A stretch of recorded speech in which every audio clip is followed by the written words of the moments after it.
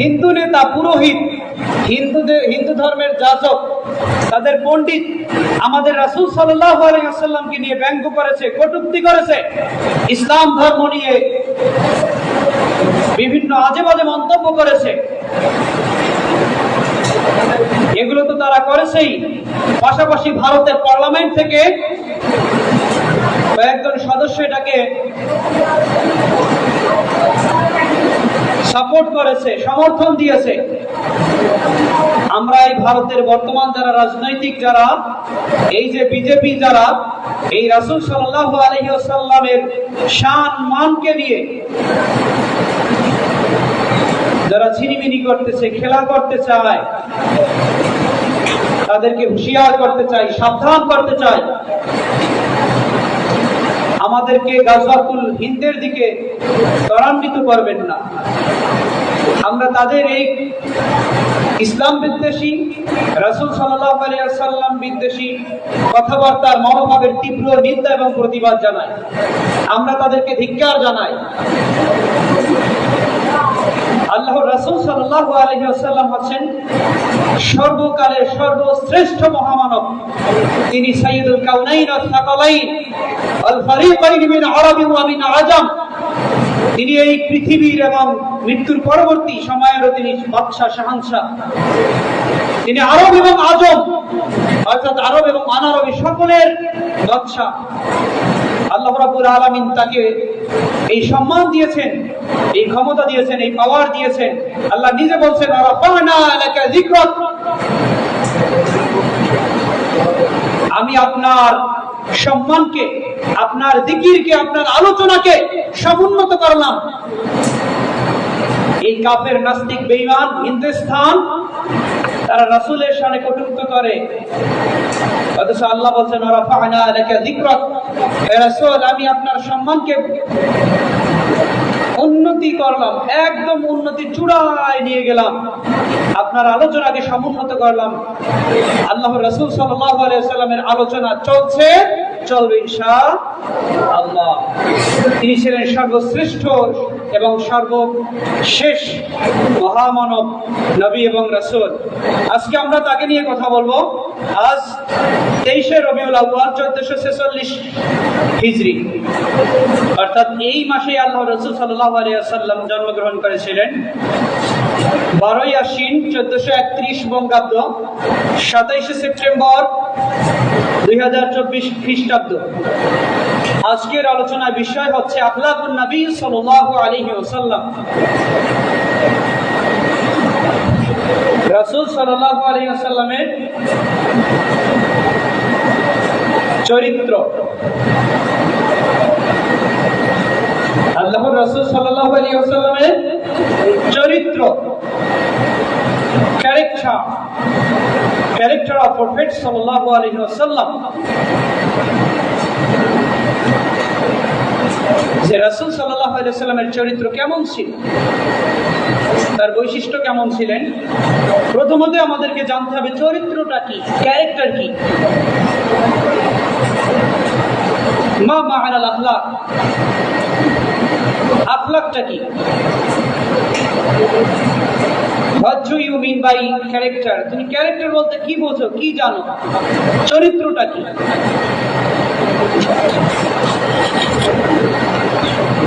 এক কথায় সহজে যদি বলি, আমাদের ভাষায় যদি বলি, চরিত্র হচ্ছে আমাদের আচার আচরণ, আমাদের কথাবার্তা, আমাদের কাজকর্ম, এগুলোকেই আমরা এক কথায় আমরা সারাদিন যেগুলো করি, এগুলোকে আমরা এক কথায় বলতে পারি চরিত্র। এই আমাদের কথাবার্তা যদি সুন্দর হয়, কোমল হয়, নরম হয়, ভালো হয়, কাজকর্ম যদি সুন্দর হয়, ভালো হয়, তাহলে এটাকে বলি ভালো চরিত্র বা সৎ চরিত্র, সৎ গুণাবলী। আবার যদি আমাদের কথাবার্তা যদি মন্দ হয়, খারাপ হয়, এর মধ্যে যদি মিথ্যা, গীবত, অশ্লীলতা, বেহায়াপনা থাকে কাজকর্ম কথাবার্তার মধ্যে, তখন এটাকে বলি আমরা ব্যাড হ্যাবিট, খারাপ আচরণ, খারাপ চরিত্র, ব্যাড ক্যারেক্টার, ক্যারেক্টারলেস, যেটাকে আমরা বলি চরিত্রহীন, মন্দ চরিত্র, বাজে চরিত্র। তাহলে চরিত্র এটা খারাপ হতে পারে, ভালো হতে পারে। আমাদের কথাবার্তা, আচার আচরণ যদি ভালো হয় তাহলে আমি ভালো চরিত্রের লোক, যদি খারাপ হয় তাহলে খারাপ চরিত্রের লোক, খারাপ হলে। কিন্তু আল্লাহর রাসূল সাল্লাল্লাহু আলাইহি ওয়াসাল্লামের চরিত্রটা কেমন ছিল? কাইফা কানা আখলাকুন নবী সাল্লাল্লাহু আলাইহি ওয়াসাল্লাম, আল্লাহর রাসূলের চরিত্র কেমন ছিল? আমাদের চরিত্রে তো মিশ্রণ আছে, ভালো আছে, মন্দ আছে।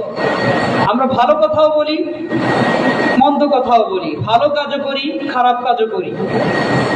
তাহলে চরিত্রের দুইটা আমাদের দিক আছে। কিন্তু আল্লাহর রাসূল সাল্লাল্লাহু আলাইহি ওয়াসাল্লামের চরিত্র কেমন? আল্লাহ নিজে বলছেন, وَإِنَّكَ لَعَلَى خُلُقٍ عَظِيمٍ وَإِنَّكَ لَعَلَى خُلُقٍ عَظِيمٍ। আল্লাহ নিজে বলছেন, হে রাসূল, আপনি হচ্ছেন সর্বোত্তম, আজিম, মহান চরিত্রের অধিকারী। আজিম এমন একটা শব্দ, আজিম শব্দের অর্থ মহান, বিশাল, যেটা আল্লাহ নিজের শানেও ব্যবহার করেছেন। সেই শব্দটাই তার হাবিবের শানে আল্লাহ নিজে ব্যবহার করছেন, যে ওয়াইন্নাকা লাআলা খুলুকিন আযীম। সূরা কলম আয়াত নম্বর 4, যা নিশ্চয়ই আপনি মহান চরিত্রের অধিকারী, মহান চরিত্রের উপর প্রতিষ্ঠিত। অর্থাৎ আল্লাহর রাসূল সাল্লাল্লাহু আলাইহি ওয়াসাল্লামের চরিত্র ছিল সর্বোত্তম। পৃথিবীতে আল্লাহ রাব্বুল আলামিন যত মানুষ পাঠিয়েছেন, যত মানুষ আছি আমরা, যত মানুষ আসবে, সবার চেয়ে সবচেয়ে উত্তম, সবচেয়ে ভালো, বেস্ট, সুপারলেটিভ ডিগ্রি আমরা ব্যবহার করতে পারি। বেস্ট, সর্বোত্তম চরিত্র ছিল আল্লাহর রাসূল সাল্লাল্লাহু আলাইহি ওয়াসাল্লামের চরিত্র। সুবহানাল্লাহ। যার চরিত্রের ব্যাপারে আম্মাজান আয়েশা সিদ্দিকা রাদিয়াল্লাহু তাআলা আনহা, তাকে এক সাহাবী জিজ্ঞেস করলেন, হে উম্মাহাতুল মুমিনিন, মুমিনদের মা, যে আল্লাহর রাসূলের চরিত্র কেমন ছিল? তিনি বলছেন, কানা খুলুকুল কুরআন, তার চরিত্র ছিল আল কুরআন। সুবহানাল্লাহ।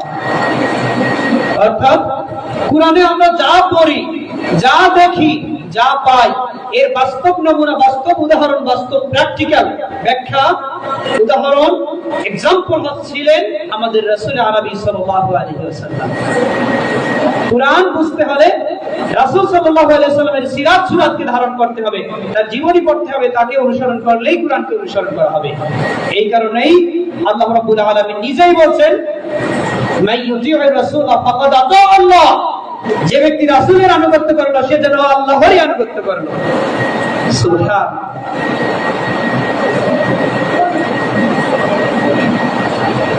রাসূল সাল্লাল্লাহু আলাইহি ওয়াসাল্লামের প্রত্যেকটা কথা, কাজ, হাঁটা, চলা, খাওয়া দাওয়া, এমনকি বাথরুমেও কয়টা ঢিলা ব্যবহার করতেন, কিভাবে ব্যবহার করতেন, বাথরুমে কোন পা দিয়ে প্রবেশ করতেন, কোন পা দিয়ে বের হতেন, মাথা কি ঢেকে যেতেন নাকি মাথা ফাঁকা রাখতেন, জুতা কি পায়ে থাকবে নাকি থাকবে না, সবকিছু আছে না নাই?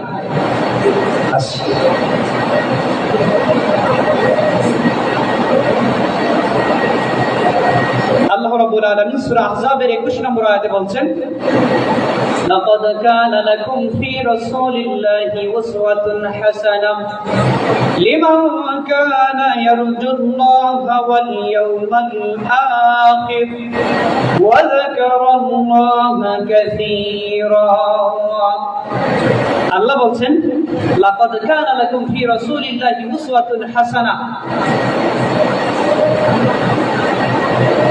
যে তোমাদের জন্য আমি একজন রাসূল পাঠিয়েছি, যার মধ্যে রয়েছে তোমাদের জন্য সর্বোত্তম আদর্শ, সর্বোত্তম মডেল, অনুসরণীয় অনুকরণীয় বিষয়।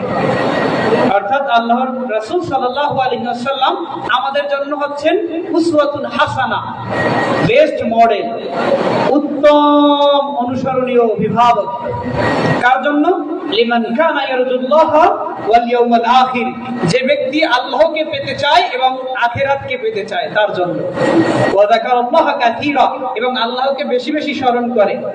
তিনটা গুণের কথা বলছি, তিনটা গুণ যার মধ্যে আছে, যার মধ্যে থাকবে, আল্লাহ বলছেন তার জন্য আল্লাহর রাসূলের মধ্যে কি হয়েছে? অনুসরণীয় দিক রয়েছে, অনুকরণীয় দিক রয়েছে। তিনটা হচ্ছে, একটা হচ্ছে লিমান কানা ইয়ারজুল্লাহ, যে ব্যক্তি আল্লাহকে পেতে চায়। আমরা কি আল্লাহকে পাইতে চাই? এক নম্বর, তাহলে এটাও পেতে চাই। ওয়াল ইয়াউমাল আখির, এবং আখিরাতকে পেতে চাই। অর্থাৎ মৃত্যুর পরে আমাদের যে জান্নাত আছে, সেই জান্নাতকে আমরা বিশ্বাস করি কিনা? করি। জান্নাত পেতে চাই, জাহান্নাম থেকে মুক্তি পেতে চাই। আর একটা কি? ওয়া যাকারাল্লাহ কাসীরা, এবং যারা বেশি বেশি আল্লাহকে স্মরণ করে। এই তিনটা সিফাত, তিনটা বৈশিষ্ট্য যার মধ্যে আছে, আল্লাহ বলছেন তার জন্য রাসূলের মধ্যে রয়েছে উত্তম আদর্শ। আল্লাহর রাসূল সাল্লাল্লাহু আলাইহি ওয়াসাল্লাম তিনি আরবদের জন্য অনুকরণীয় ছিলেন, অনারবদের জন্য অনুকরণীয় ছিলেন। কিয়ামত পর্যন্ত যত মানুষ আসবেন সবার জন্য অনুকরণীয় এবং অনুসরণীয় হয়ে থাকবেন। এই কারণে তার কথা, কাজ, কর্মকে বলা হয় হাদিস। আল্লাহর রাসূল সাল্লাল্লাহু আলাইহি ওয়াসাল্লামের কথা, কাজ, মৌন সমর্থন, এই সবগুলোকেই বলা হয় হাদিস। আর হাদিসের একটা অর্থ হচ্ছে জাদীদ, অর্থ নতুন। দিদুল কাদিম, পুরাতনের বিপরীত, নিউ, নতুন। কারণ আমার একটা বয়ান, আমার একটা বক্তৃতা এই সময়ের জন্য ঠিক থাকলেও দেখা গেল আগামী জুমার জন্য আবার এটা চলে না। কিন্তু আল্লাহ রাসূল সাল্লাল্লাহু আলাইহি ওয়াসাল্লাম সেই প্রায় 1500 বছর আগে যা বলে গেছেন, এবং কিয়ামত পর্যন্ত এই কথাগুলো অনুসরণীয় এবং অনুকরণীয় হিসেবে থাকবে, কখনো পুরাতন হবে না। মনে হচ্ছে যেন রাসূল আমাকে এখন বলতেছে। সুবহানাল্লাহ। আল্লাহ রাসূল সাল্লাল্লাহু আলাইহি ওয়াসাল্লামের চরিত্র কেমন ছিল? আল্লাহ নিজে বলছেন খুলুকুন আযীম, মহান চরিত্র। এমনকি আল্লাহর রাসূল সাল্লাল্লাহু আলাইহি ওয়াসাল্লাম যখন কিশোর ছিলেন, যৌবনেও পদার্পণ করেননি, সেই সময় থেকেই তার সমাজে তিনি আল আমিন, অর্থ বিশ্বস্ত। সেই সময় থেকেই কি আল আমিন, বিশ্বস্ত, তাকে সবাই বিশ্বাস করত। আল্লাহ রাসূল সাল্লাল্লাহু আলাইহি ওয়াসাল্লামের উপর যখন এই আয়াত নাযিল হয়, আশ-শুআরা 214 নম্বর আয়াত, ওয়া আনজির আশীরাতাকাল আকরাবিন, আল্লাহ বলছেন আপনার নিকটস্থ জ্ঞাতি গোষ্ঠীকে সতর্ক করুন।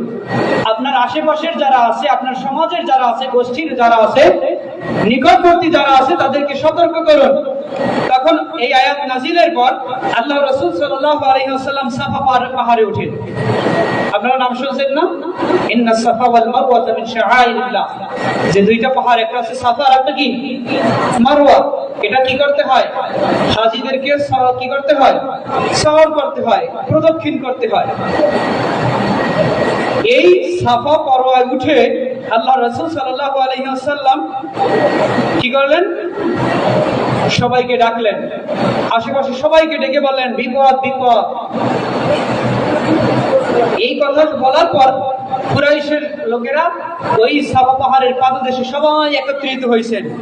তখন আল্লাহর রাসূল সাল্লাল্লাহু আলাইহি ওয়াসাল্লাম তাদেরকে লক্ষ্য করে বললেন, আরাআইতুম ইন আখবারতুকুম আন্না খায়লা তাখরুজু মিন সাফি হাযাল জাবালি আকুনতুম মুসাদ্দিকিন, যে আমি যদি বলি যে একটি শত্রু দল এই পাহাড়ের পেছনে তোমাদের উপর, পাহাড়ের পেছনে লুকিয়ে আছে, তোমাদের উপর আক্রমণ করবে, তোমরা কি আমার কথা বিশ্বাস করবে?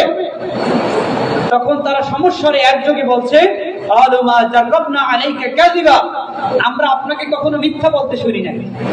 সুবহানাল্লাহ। তখন আল্লাহ রাসূল সাল্লাল্লাহু আলাইহি সাল্লাম বললেন, আমি তোমাদের জন্য এক কঠিন আযাবের সতর্ককারী। তাহলে যখন ইসলাম গোপনে দাওয়াতি কাজ চলতেছে, ইসলামের দাওয়াত গোপনে চলতেছে 3 বছর, তারপরে যখন আল্লাহ রাসূলের উপর ওয়ানজির আশিরাতাকাল আকরাবিন, যে তোমার নিকটস্থ যারা আছে তাদের কাছে ইসলামের এই সুমহান বাণী পৌঁছে দাও, এই আয়াত যখন নাজিল হলো, আল্লাহ রাসূল সাল্লাল্লাহু আলাইহি সাল্লাম তার কওমকে, তার জাতিকে, আত্মীয় স্বজনকে সবাইকে সাফা পাহাড়ে উঠে ডাক দিলেন এবং বললেন, আমি যদি বলি এই পাহাড়ের পেছনে একদল শত্রু তোমাদের জন্য লোকে অপেক্ষা করছে, তোমাদের উপর আক্রমণ করবে, তোমরা কি আমার এই কথা বিশ্বাস করবে? তখন তারা সকলে বলছে, মা জাররাবনা আলাইকা কাযিবা, আমরা আপনাকে কখনো মিথ্যা বলতে শুনি নাই। সুবহানাল্লাহ। তাহলে এই কথা কখন বলছেন? আল্লাহ রাসূলের বয়স যখন 43 বছর, 40 বছরে নবুয়ত লাভ করছেন, 3 বছর গোপনে দাওয়াত দেওয়ার পর এই ঘটনা। তাহলে কত বছর পর? 43 বছর বয়সে তার কওমরা তাকে সার্টিফাই করছে, সার্টিফিকেট দিয়েছে যে আমরা আপনাকে কখনো মিথ্যা বলতে দেখি নাই। এমনকি আল্লাহর রাসূল সাল্লাল্লাহু আলাইহি ওয়াসাল্লাম যখন কাফিরের অত্যাচারে অতিষ্ঠ হয়ে আল্লাহর নির্দেশে মক্কা থেকে মদিনায় হিজরত করলেন, তখনও কাফেররা তাকে হত্যা করতে চাইছে, অথচ ওই কাফেররাই আল্লাহর রাসূলের কাছে তাদের স্বর্ণালঙ্কার এবং তাদের সম্পদ, তাদের মালামাল আল্লাহর রাসূলের কাছে আমানত হিসেবে রাখছে। এমনকি আল্লাহ রাসূল সাল্লাল্লাহু আলাইহি ওয়াসাল্লাম যখন ওই রাত্রিতে মক্কা থেকে মদিনা ত্যাগ করবেন, তখন এইগুলো তার চাচাতো ভাই এবং পরবর্তীতে জামাতা হযরত আলী রাদিয়াল্লাহু তাআলা আনহুর কাছে এগুলো বুঝিয়ে দিয়ে গেছে যে আমি তো চলে যাচ্ছি, কিন্তু আমার এই কওমের, এই জাতির লোকদের যে আমানত আমি তোমার কাছে রেখে গেলাম, তোমরা তাদের কাছে এগুলো যথাযথভাবে ফিরিয়ে দিবে। তাহলে আল্লাহর রাসূল সাল্লাল্লাহু আলাইহি ওয়াসাল্লাম সেই নবুয়ত লাভের আগ থেকেই বিশ্বস্ত ছিলেন। তার চরিত্র ছিল কত সুন্দর, আল্লাহর রাসূল সাল্লাল্লাহু আলাইহি ওয়াসাল্লামের চরিত্র কত সুন্দর।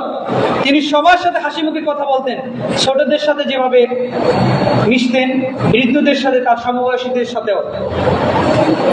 একদা আল্লাহর রাসূল সাল্লাল্লাহু আলাইহি ওয়াসাল্লামের সহধর্মিণী মা আয়েশা সিদ্দিকা রাদিয়াল্লাহু তাআলা আনহার এক খালা, বৃদ্ধা খালা আল্লাহর রাসূলের কাছে আগমন করলে আল্লাহর রাসূলকে বললেন যে, ইয়া রাসূলুল্লাহ, আপনি আমার জন্য জান্নাত লাভের দোয়া করুন, আমাকে যেন আল্লাহ ক্ষমা করে দেন এবং জান্নাতবাসী করেন।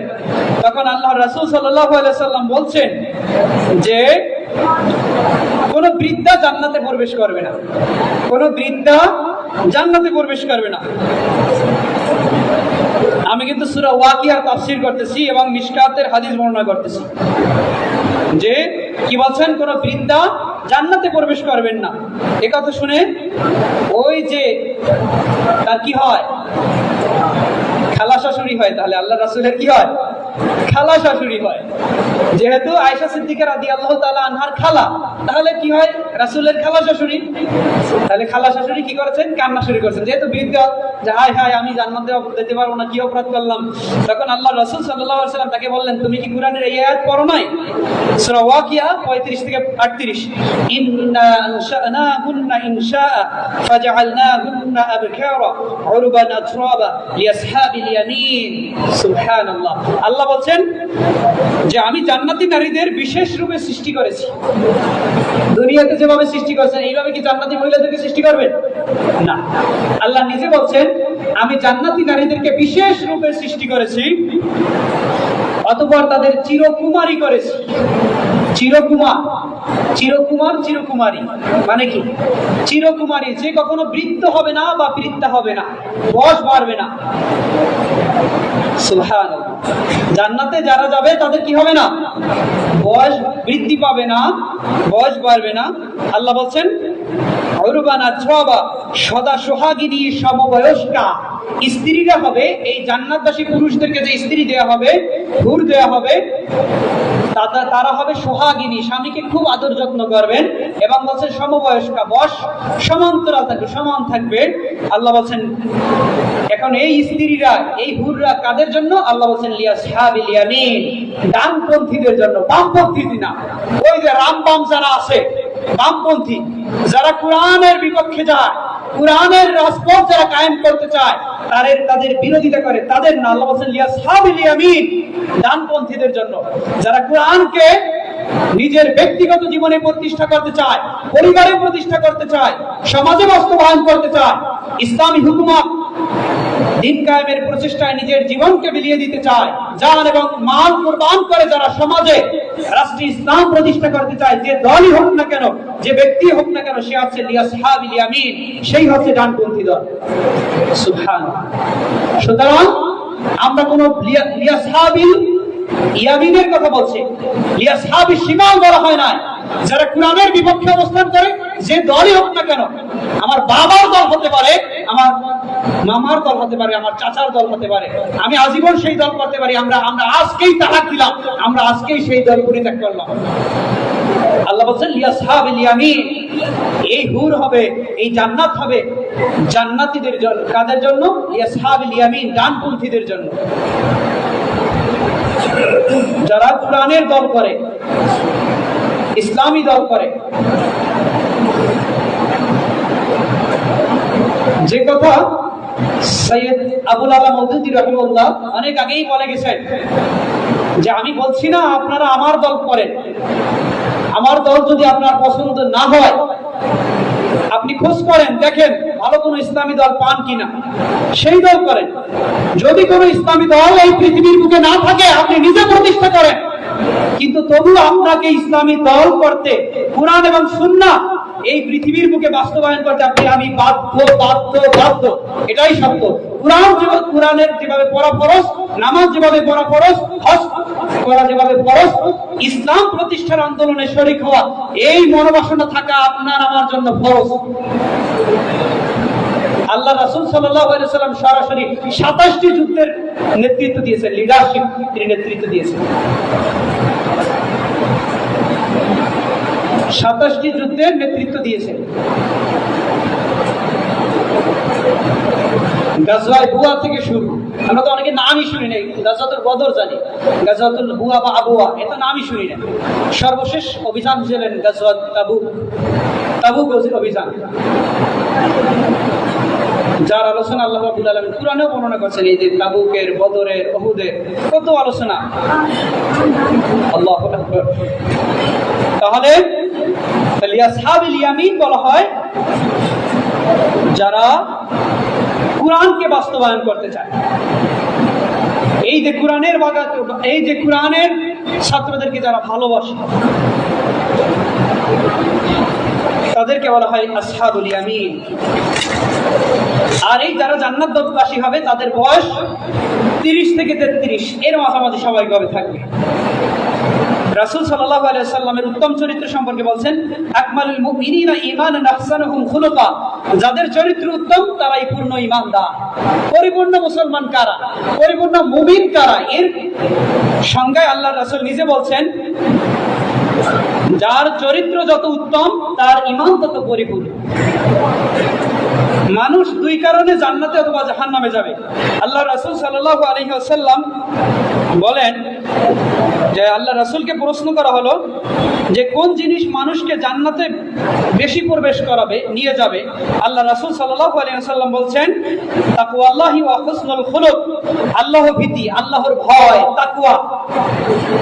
যে আমি যা করি, قل إن صلاتي ونسكي ومحياي ومماتي لله رب العالمين, আমার নামাজ, আমার কুরবানি, আমার জীবন, আমার মরণ, এক কথায় আমার জন্ম থেকে মৃত্যু পর্যন্ত, দোলনা থেকে কবর পর্যন্ত প্রত্যেকটা সময়, পরতে পরতে, সেকেন্ডে সেকেন্ডে, এই আমার কাজকর্ম, কথাবার্তা সবকিছু হবে একমাত্র আল্লাহর জন্য, আর কারো ভয় না।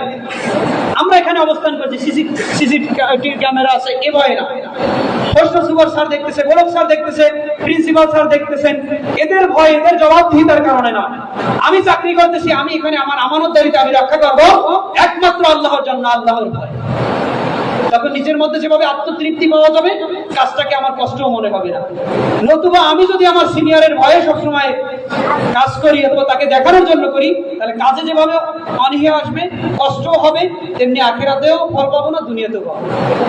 কিন্তু আমি আমার সমস্ত জীবনটা যদি আল্লাহর জন্য করি, সবকিছু আমি আমার এই ছাত্রদের দেখাশোনা থেকে শুরু করে আমার সম্পূর্ণ জীবনটা যদি আমি শুধুমাত্র আল্লাহর জন্য করি, আল্লাহর সন্তুষ্টি অর্জনের জন্য করি, কোরআনের ছাত্রদেরকে কোরআনের বাগানে খেদমত করতেছি এই নিয়তে করি, তাহলে আমি যেমন আত্মতৃপ্তি পাবো, গিনান নফসুল গিনা, আত্মার সন্তুষ্টি সন্তুষ্ট, আত্মার ধনী ধন। বলা হচ্ছে টাকা পয়সা না, মনের তৃপ্তি বড় তৃপ্তি। আল্লাহ রাসূলের হাদিস কি বলা হচ্ছে? দুইটা জিনিস মানুষকে জান্নাতে বেশি নিয়ে যাবে। একটা হচ্ছে আল্লাহর ভয়, আমি যা করবো সব আল্লাহর ভয়তে, যা কিছু পাওয়ার আশা করবো আল্লাহর পক্ষ থেকে। আর একটা হচ্ছে উত্তম চরিত্র, গুড ক্যারেক্টার, বিউটিফুল ক্যারেক্টার, সুন্দর আচরণ, সুন্দর ব্যবহার, সুন্দর জীবন পদ্ধতি। আল্লাহ রাসূলকে আবার জিজ্ঞেস করা হলো কোন জিনিস মানুষকে বেশি জাহান্নামে নিয়ে যাবে? আল্লাহ রাসূল দুইটা কথা বলেন, একটা হচ্ছে মুখ, আর একটা হচ্ছে দুই উরুর মধ্যবর্তী স্থান, অর্থাৎ আমাদের লজ্জা স্থান। কেন? মুখের মাধ্যমে আমরা কি করি? ভুল কথা বলি, মিথ্যা কথা বলি, গীবত করি, পরনিন্দা করি, অপবাদ দেই, মুখ দিয়ে মিথ্যা কি করি? মামলা লেখাই। আরেকটা হচ্ছে লজ্জাস্থান। লজ্জাস্থানের কারণে আমরা অশ্লীলতা, বেহায়াপনা, জিনায় আমরা আসক্ত হয়ে যাই। এই দুইটা, অর্থাৎ একটা হচ্ছে জিহ্বা অর্থাৎ মুখ, আর একটা হচ্ছে দুই উরুর মধ্যবর্তী স্থান আমাদের লজ্জাস্থান। এই দুইটা হেফাজত করতে পারলে আল্লাহ রাসূল অন্য হাদিসে বলছেন আমি তাকে জান্নাতের গ্যারান্টি দিলাম।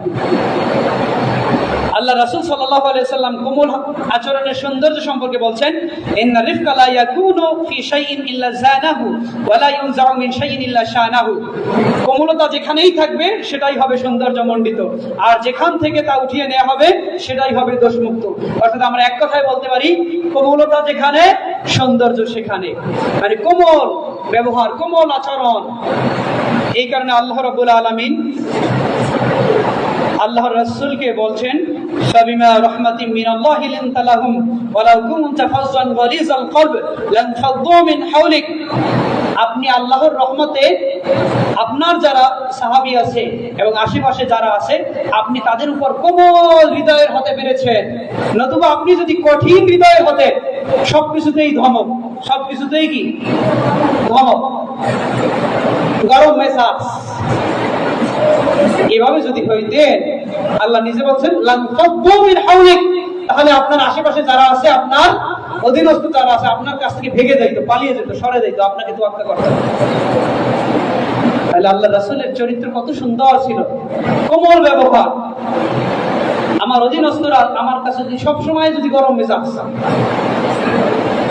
আমি নেতৃত্বের গুণাবলী, এটা আমার ছাত্র জীবনের পরে আমি যখন ইসলামী বিশ্ববিদ্যালয়ে যে কোনো দায়িত্বশীল কাজ করছি, তখন ওই সময় আমি খুব বেশি পড়ালেখা করছি এখনকার ছিল, যে নেতৃত্বের গুণাবলীতে একটা পড়ছি যে আপনার ক্ষমতা, আপনার নেতৃত্ব তখনই হারিয়েছেন যখন দেখবেন আপনার অধীনস্থরা আপনার কাছে তাদের সমস্যা নিয়ে উপস্থিত হচ্ছে না,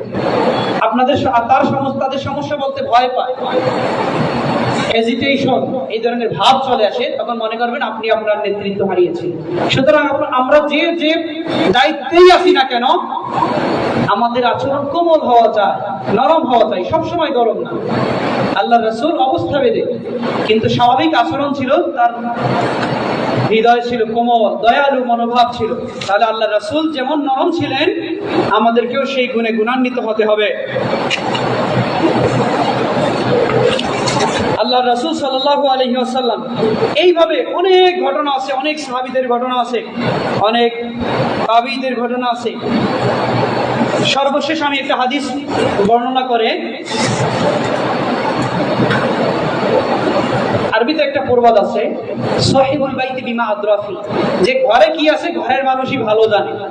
যেমন আমার আচরণ কেমন, আমার অধীনস্থ যারা আছে তারা ভালো জানে, ঠিক না? হয়তো আপনি হঠাৎ করে একদিন এসে দেখলেন আমার মেজাজ গরম, আপনি শুধু এটাই দেখলেন, কিন্তু আপনি আমার অন্য সময় তো জানেন না। আবার অথবা একদিন এসে দেখলেন আমি খুব নরম, আপনি মনে করলেন আমি সবসময় মনে হয় নরম। কিন্তু আরবিতে একটা প্রবাদ কি, সাহিবুল বাইতি বিমা আদরাফি, ঘরে কি আছে ঘরের মানুষই সবচাইতে ভালো জানে, যে সবসময় আপনার আমার পাশে থাকে।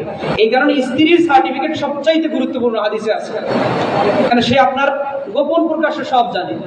এই রকমের অধীনস্থরা সবকিছু জানেন। আল্লাহ রাসূল সাল্লাল্লাহু আলাইহি ওয়াসাল্লামের খাদেম ছিলেন, যাকে খাদিমুর রাসূল বলা হয়। আমি সর্বশেষ হাদিস বলতেছি আজকে খুতবার। খাদিমুর রাসূল বলা হয় হযরত আনাস ইবনে মালিক রাদিয়াল্লাহু তাআলা আনহু। আনাস রাদিয়াল্লাহু তাআলা আনহু যখন একদম ছোট পিচ্চি বাচ্চা শিশু অবস্থায়, তখন তার মা তাকে আল্লাহ রাসূলের কাছে এসে দিয়ে গেলেন, বললেন, ইয়া রাসূলুল্লাহ, আমি আনাসকে আপনার খেদমতে পেশ করলাম। এই আনাস রাদিয়াল্লাহু তাআলা আনহু নিজে বলছেন যে আমি নবী করিম সাল্লাল্লাহু আলাইহি ওয়াসাল্লামের খেদমত করলাম কত, 10 সিনিনা। এই হাদিসটা সবাই মনোযোগ দিয়ে শুনেন। 10 সিনিনা মানে 10 বছর। আনাস রাদিয়াল্লাহু তাআলা আনহু সেই ছোট থেকে কত বছর খেদমত করছেন? 10 বছর। তিনি কি বলছেন শুনেন, ফামা ক্বালা লি উফি ওয়ালা লিমা সানা'তা ওয়ালা আল্লাহ সানা'তা। আমি আল্লাহর রাসূল সাল্লাল্লাহু আলাইহি ওয়াসাল্লামের 10 বছর খেদমত করেছি। কয় বছর? 1 নয় 2 নয়, 10 বছর খেদমত করেছেন। সেই আনাস ইবনে মালিক রাদিয়াল্লাহু তাআলা নিজে বলতেছেন, পরবর্তীতে এই হাদিস বর্ণনা করতেছেন, ফামা ক্বালা লি উফিন, কিন্তু আল্লাহর রাসূল আমাকে কখনো বিরক্ত হয়ে উফ শব্দটিও বলেন নাই। ছোট মানুষ কাজ করছে, ভুল হওয়া স্বাভাবিক কিনা, কিন্তু বিরক্ত হয়ে কি করেন নাই, এরকম উফ শব্দটাও বলেন নাই। ওয়ালা লিমা সানা'তা ওয়ালা আল্লাহ সানা'তা, এই কথা জিজ্ঞেস করেননি তুমি এই কাজ কেন করলে এবং কেন করলে না। তুমি এই কাজটা কেন করলে, অথবা তুমি এই কাজটা কেন করলে না। আমি কিন্তু গল্প করছি না, এটা হাদিস, বুখারীর হাদিস। হাদিস নম্বর হচ্ছে 6038, শারহ সুনান এর হাদিস নম্বর হচ্ছে 3634, দারিমি হাদিস নম্বর হচ্ছে 62, মুসনাদে আহমদ এর হাদিস নম্বর হচ্ছে 13057, সুনান ইবনে হিব্বান এর হাদিস নম্বর হচ্ছে 2894।